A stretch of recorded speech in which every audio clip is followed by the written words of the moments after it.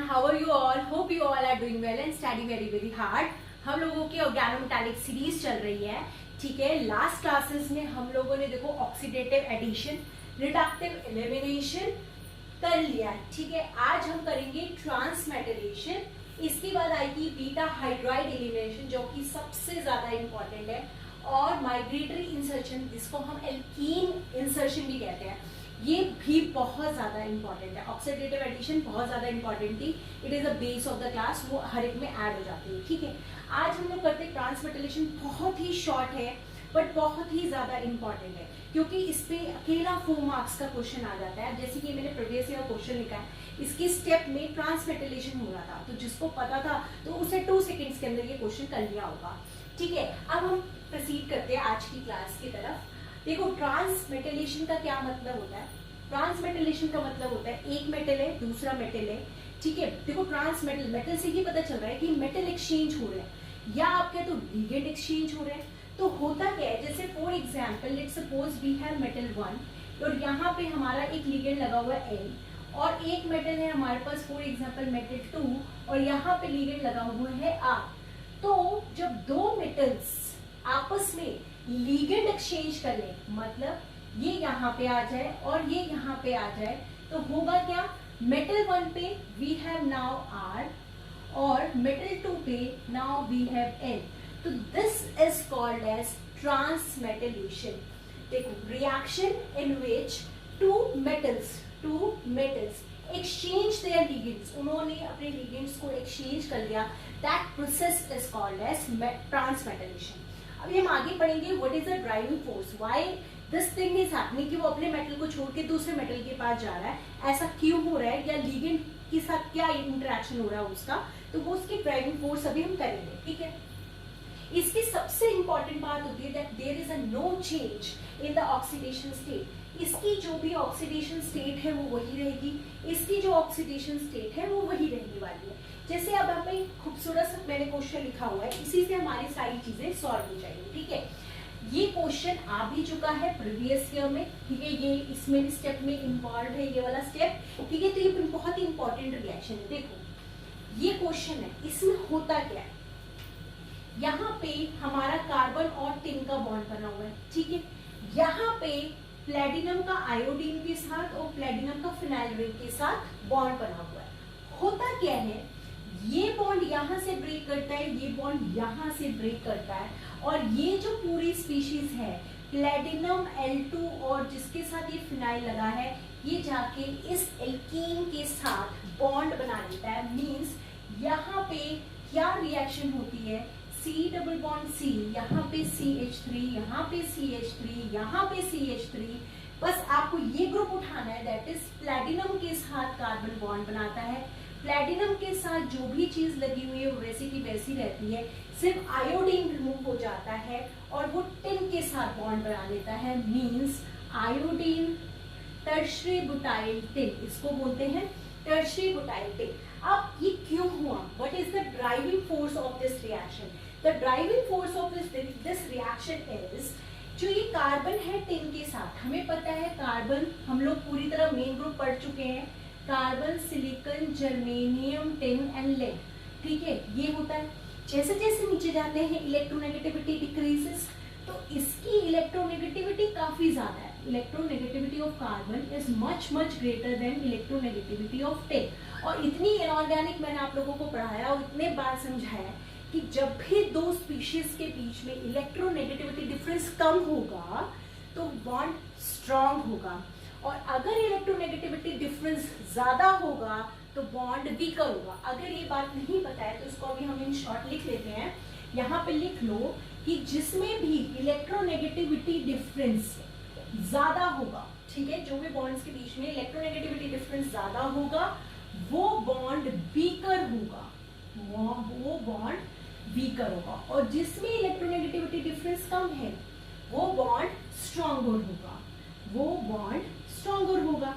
तो होता क्या है कि बिकॉज यहाँ पे हम जैसे जैसे नीचे जा रहे इलेक्ट्रोनेगेटिविटी डिफरेंस कम हो रहा है, तो होता क्या है, ये जो बॉन्ड है ना ये वीकर होता है, not so stable, weaker not so stable, तो वो इसलिए टूटना चाहता है। और जो कार्बन का प्लेटिनम के साथ बॉन्ड है, कार्बन का प्लेटिनम के साथ जो है, इनकी इलेक्ट्रोनेगेटिविटी डिफरेंस होता है कम।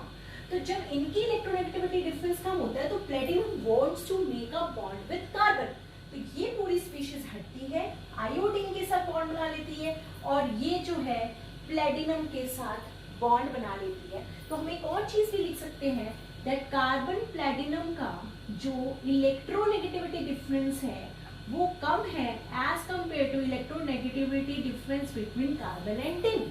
और इसी का मतलब बेसिस पे एक्सपेरिमेंटल डाटा भी है, नियर अबाउट इसका 24% आयनिक कैरेक्टर है, इसका near about 18, I am not exactly sure, but obviously बात है जिस भी बॉन्ड में इलेक्ट्रोनेगेटिविटी डिफरेंस ज्यादा होगा वो पोलर होगा ज्यादा, और वो जितना पोलर होगा वो उतना ही आयनिक होने वाला है। तो the ionic character, this is our ionic character, तो ionic character of carbon tin bond is more as compare to carbon platinum bond, जिसकी वजह से ये होता है।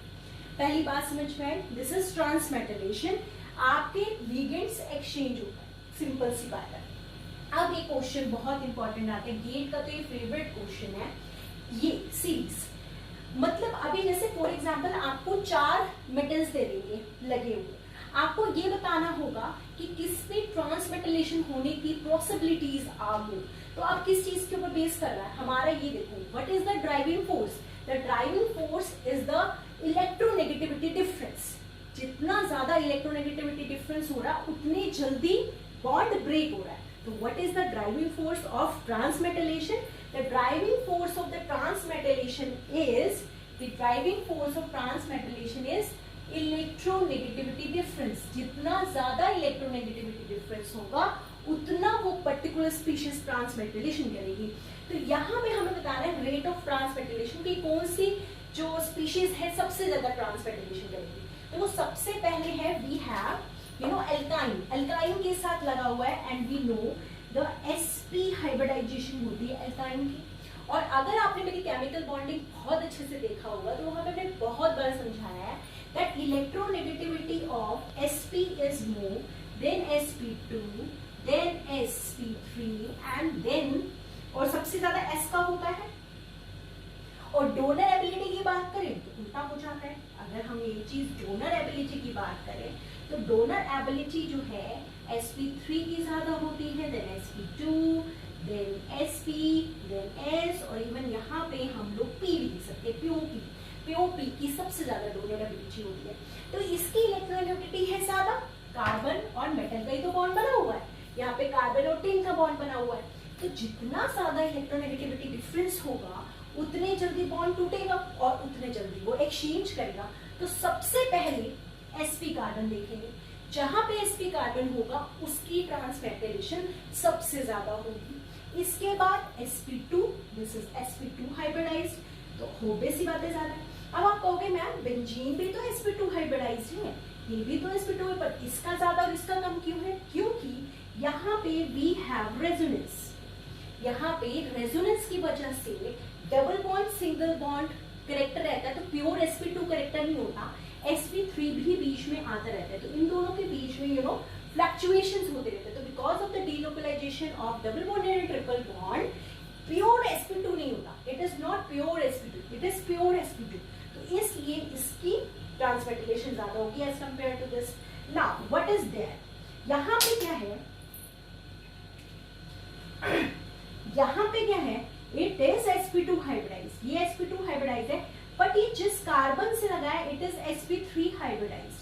तो थोड़ा सा sp3 करेक्टर आ गया इसके अंदर as compare to this one, इसमें भी sp2 है, इसमें भी sp2 है, बट जिस मेटल के साथ ये लगा है कार्बन, जिस मेटल के साथ लगा है इट इज sp3 हाइब्रिडाइज्ड, थोड़ा सा sp2 भी है इसलिए इसको आ गया।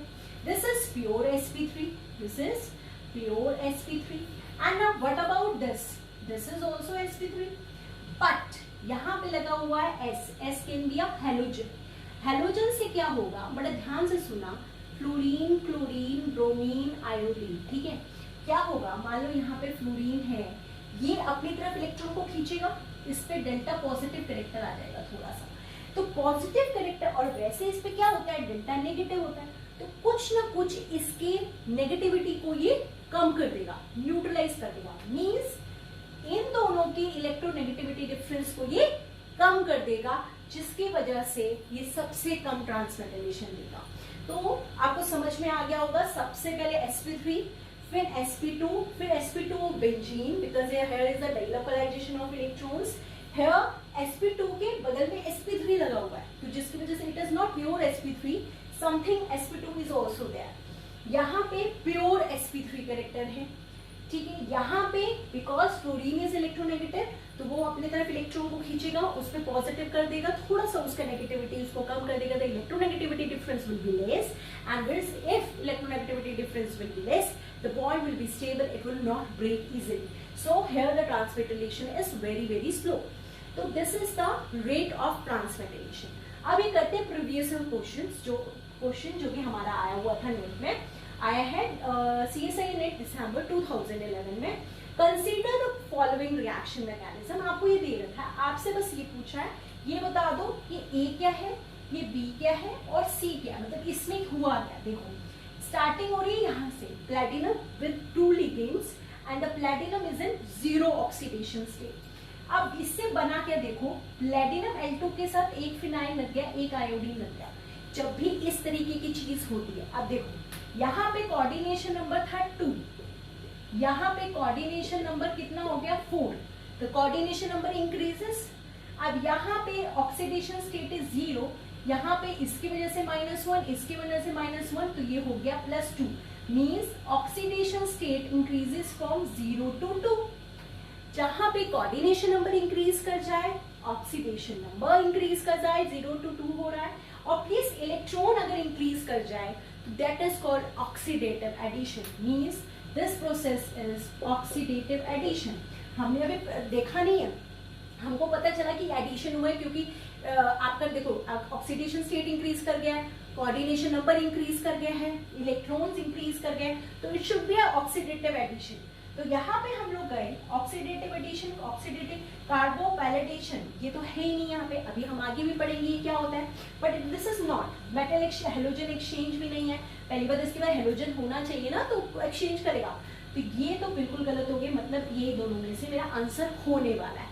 Now we will move to the next step. Phenyl platinum N2 आए हैं, आपने इसमें टर्शी बुटाइल एल्कीन डाला हुआ है। अब इसमें क्या होगा, कार्बन और टिन का बॉन्ड टूटेगा और इसके साथ यहाँ से आयोडीन टूटेगा और फिनाइल प्लैटिनम L2 आके इसको लग जाता है। अभी हमने ट्रांसमेटलेशन में किया तो देखो क्या बना हुआ है, फिनाइल प्लैटिनम L2 और ये एल्कीन ने इसके साथ यहाँ पे बॉन्ड बना लिया। तो ये प्रोसेस को अभी जस्ट हमने पढ़ा, ये क्या है, ट्रांसमेटलेशन। और यहाँ पे हमारा क्या निकल गया, टिन, टर्शी ब्यूटाइल और उसके साथ आयोडीन, वो हमारा बाहर निकल गया। तो दिस प्रोसेस इज ट्रांसमेटलेशन। इसमें लिखा है ट्रांसमेटलेशन, इसमें कार्बोपैलेटेशन, तो ये तो है नहीं transmetalation, the answer will be A. Next step में हम रिडक्टिव एलिमिनेशन पढ़ चुके हैं, ठीक है। तो देखो यहाँ पे क्या हो रहा है, यहाँ पे एल्कीन निकल गया, मतलब ये पार्ट एक न्यूट्रल पार्ट निकल जाए तो that is called reductive elimination, और हमको ये चीज वापस मिल गई। जो ऑक्सीडेशन स्टेट था वो वैसे के वैसे ही रह गया, है ना, आफ्टर ट्रांसमेटलेशन। तो दिस इज होल अबाउट ट्रांसमेटलेशन। बहुत ही छोटा सा था, छोटी सी वीडियो है। नेक्स्ट बहुत इंपॉर्टेंट आने जाना है, that is beta hydride elimination.